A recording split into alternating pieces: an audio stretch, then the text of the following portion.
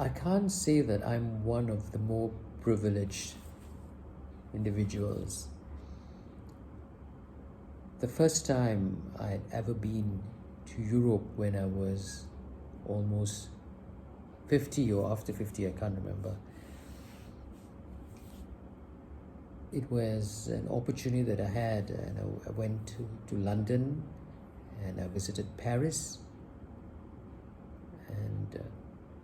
And the thing that struck me most was the magnificence of its architecture, its museums, and especially its churches. When I was in Paris, I stayed at this place called Montmartre, and there was a beautiful church on the hill of Paris. I think it was the highest point in Paris, Montmartre, and there was a church there. And when I looked at the bell tower, it is only at that point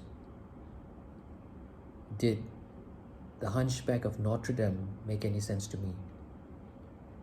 Prior to that, I could never imagine living in Malaysia and seeing the bell towers here. How could somebody like Hunchback of Notre Dame hide in a bell tower and nobody know that he was hiding there? It didn't make no sense.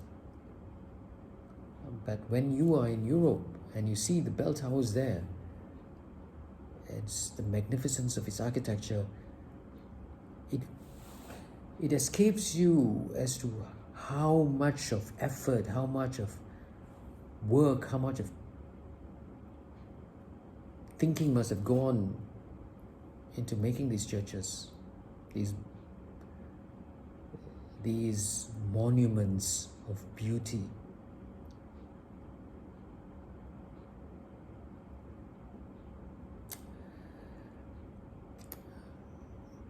But we must not forget why they were all built.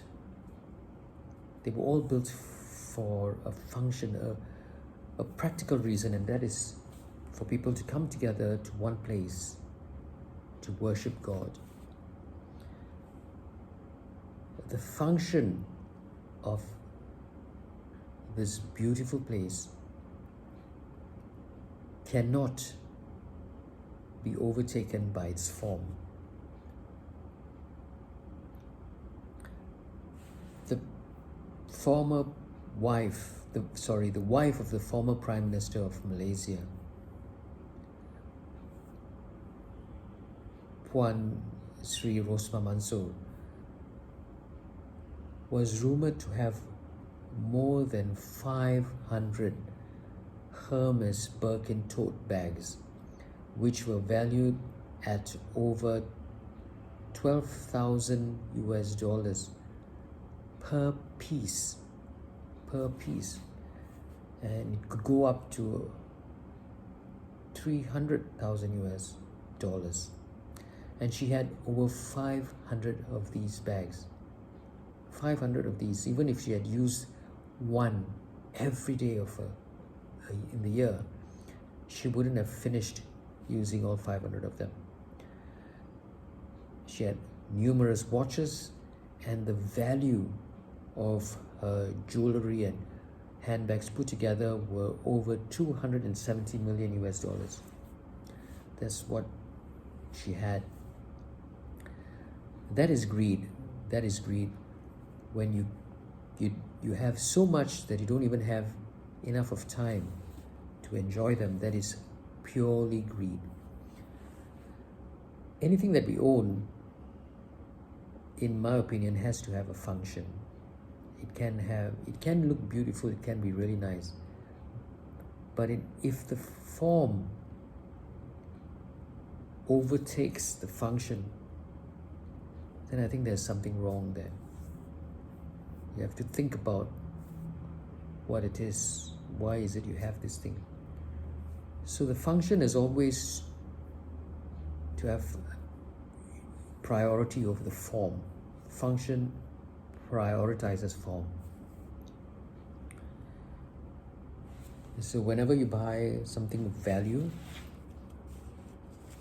I'm not saying you shouldn't get the value, but don't hoard things. Use them. Make it functional. Never let the form be dominant over the function.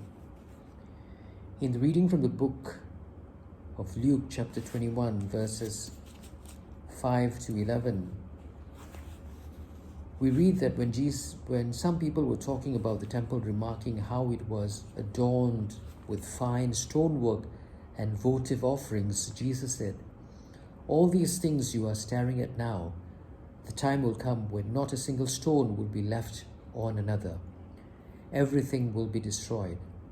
And they put to him this question, "Master," they said, "when will this happen then? And what sign will there be that this is about to take place?" "Take care not to be deceived," he said, "because many will come using my name and saying, 'I am he.' And the time is near at hand. Refuse to join them. And when you hear of wars and revolutions, do not be frightened, for this is something that must happen, but the end is not too soon." And then he said to them, "Nation will fight against nation, and kingdom against kingdom. There will be great earthquakes and plagues and famines here and there. There will be fearful signs and great signs from heaven." The gospel of the Lord. So Jesus says that this temple will be as beautiful as it is, will be broken, will be torn down. So the form can be broken. And once a form loses its form, there is no function anymore. So let the function dominate, not let the form dominate. Function over form. My thought for today.